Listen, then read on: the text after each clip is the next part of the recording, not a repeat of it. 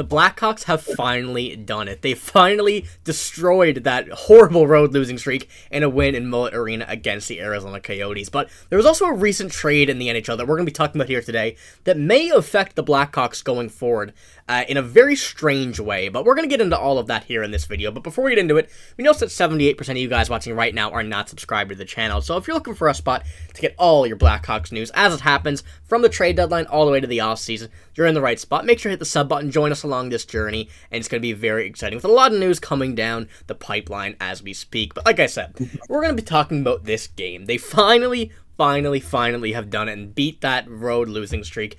One that was a very big eyesore around the NHL, especially for Blackhawks fans and the players alike. But this was, I gotta say, a very solid game from this team. Even though it was against the Arizona Coyotes, a win is a win. You know, that's all you can say. The Blackhawks are obviously very familiar with losing this season, and definitely not going to stop here. But this first round pick is going to look even better when this team starts to feel these types of wins a bit more consistently. But we have some little tidbits here from Charlie Roumeliotis' 10 thoughts, and he says for the first one, the Blackhawks scored on not one, not two, not three, but 4 power play goals, including one on a 5-on-3 opportunity in the first period. The goals came from Seth Jones, Nick Foligno, Jason Dickinson, and Philipp Kurashev. I gotta say, 3 of those players playing very well this season, and one who had a very good game, I have to say. It was just the third time this season they scored more than 1 power play goal in a game. What an offensive explosion. Now, this is one thing the Blackhawks certainly did a lot better this game. Something that was very noticeable was the power play. Once again, even though it's the Arizona Coyotes, it's still a good sign that this team is being able to do this, getting 4 power play goals. So, now, what do you think about this game before we move on to the obvious, I would say, highlight star of this game, Arvid Soderblom and Seth Jones? Yeah, I mean, the power play needed to do good, and I think this is, I mean, obviously it was the Coyotes. I mean, like you said, I don't want to discredit them by any means, but when you get the power play rolling, you know, your confidence gets rolling, and that's what you need. And also Arvid Soderblom as well, on the bottom there as well, needed the win, needed for first confidence, so I'm very happy for him, and you know, good win.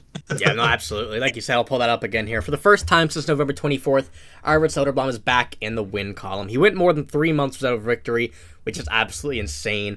Arvid Soderblom stopped the first 20 shots of the game he faced, including all 17 in the first period, and finished with 37 saves on 39 shots and a save percentage of .949. He earned this win. This is a game where you can absolutely see the potential of Arvid Soderblom. You know, it's really tough to base a goalie like this, Arvid Soderblom, a young goalie prospect who he really hasn't had the best of luck, especially on this team, where you can't blame him for the wins or losses, because, you know, even if he had stopped 60 shots, the team probably still would have lost. You know, he's definitely had a bad game here and there, but it's pretty hard to have consistent good games with a team like this. But, you know, I'll pull this screenshot up here as well. You can see in the bottom, what just a phenomenal game, something that he should be proud of, he should take for the rest of the season, and knowing that, you know, it'll take time, but he'll still be there. But another guy you probably noticed here, Seth Jones, 2 goals. You know, you gotta say, great game by Seth Jones. Phenomenal to see him scoring. Phenomenal to see him putting up, you know, a game like this where he's able to get pucks on net, score on these goals, a power play goal as well. Even though it may be on a 5-on-3, a power play goal is a power play goal. You know, it's the same thing. And it's just a very good sign that these guys are starting to ramp up their game a bit, starting to, you know, feel it. Even though it's the end of the season, still a good sign heading into next season. And, you know, even into this offseason where they're going to have the first overall pick. So, no, what do you think about Seth Jones' game there last night against the Coyotes? I thought he was one of the best players on the ice, which is, you know, obviously a little bit controversial. Everybody has mixed opinions about Seth Jones, but to, you know, be able to contribute on the back end is what they need. And I'm looking at a guy like Kevin Korchinkski, Alex Vlasic, you know, all those decor guys that are, you know, looking at him and looking at leadership and seeing how he steps up and what he contributes to the team. So I think this is awesome for the team, to be honest with you.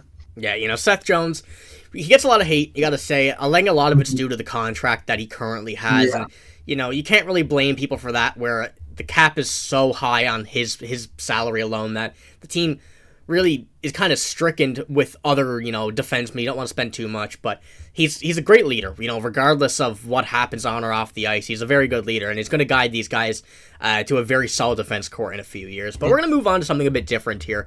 It's a current trade that happened today. It could possibly change everything the Blackhawks have planned for the future. Now, you're probably wondering what that is, and that is the trade that occurred between the Colorado Avalanche and the Buffalo Sabres, Bowen Byram for Casey Mittelstadt, 1-for-1. Now, I'm sure a lot of you guys Blackhawks fans are familiar with Bowen Byram, defenseman for the Colorado Avalanche. He was once a top prospect for that team, but a lot of injuries caused him to take some different paths to his NHL career. The Colorado Avalanche kind of built their defense without him and kind of slotted him in when he came back and just didn't really seem to have a place there. But the top prospect, or a high prospect in this Colorado system, getting traded for a guy like Casey Mittelstadt, who personally I don't think is at that caliber of player that would be a 1-for-1 swap for Bowen Byram. Both are solid players. Once again, Casey Mittelstadt going to Colorado was a good fit for Colorado. A defenseman going to Buffalo fits in Buffalo, so it works out for each team. That's why I guess the trade made sense. But the Blackhawks have a lot of prospects that this could possibly happen to. You never know when a prospect on the Blackhawks is not going to be able to make the roster right away. It might be a bit busy on that side, and they kind of decrease in value and, kind of lose their whole, mojo, I guess you could say, lose the value they have on the team that they're currently on, and maybe down the road get traded for nothing, like what I'm thinking about here. So, what do you think about, no, I want to ask you this. What do you think about all the Blackhawks prospects they currently have, they may acquire, and draft picks that they have, because they currently have a lot of all of them. This could happen to a lot of players on this team where, maybe they miss a few months or a year due to injury, kind of lose their position, their trade value decreases so much. What do you think the Blackhawks, think about this and kind of realize when they've seen this trade? Well, I think, obviously, I'm trying not to compare the Avalanche to the Blackhawks here, but the Avalanche are contending for a Stanley Cup, and they're trying to win. They're trying to make the best team they can be. When you look at the Blackhawks, obviously it's like the Avalanche are right here, and the Blackhawks are way, way back. So, they have all the time in the world to try prospects and try these guys and try different people in different scenarios. So, obviously they have all the time in the world to see if a guy doesn't fit, if he works out, if he doesn't work out. So, there very well could be some trades coming up very soon for the Blackhawks in terms of their prospects. Yeah, it's not even just like the current ones either. It's also the draft picks. They have 8 first-round pick or 5 or 6 first-round picks over the next 3 seasons, and then more beyond. So it's going to be interesting to see as well. Second-round picks, they have a plethora of those. So it'll be interesting to see whether they decide to trade some of those picks. A lot of roster spots too. Trade some of those.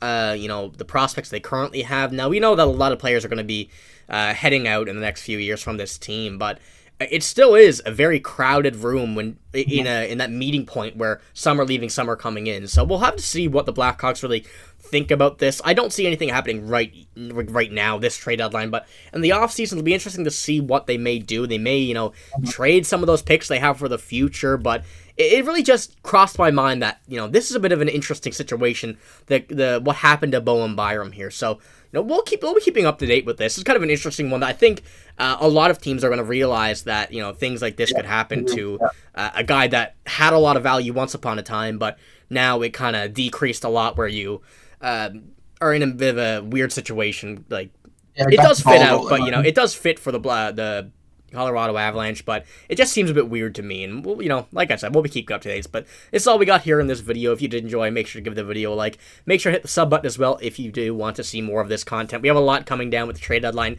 Even though the Blackhawks might not be involved, there still is a lot of moves that are to come over these next few days. Yeah, so make sure to stick around. But thank you for watching. Hope you have a great day. See you later.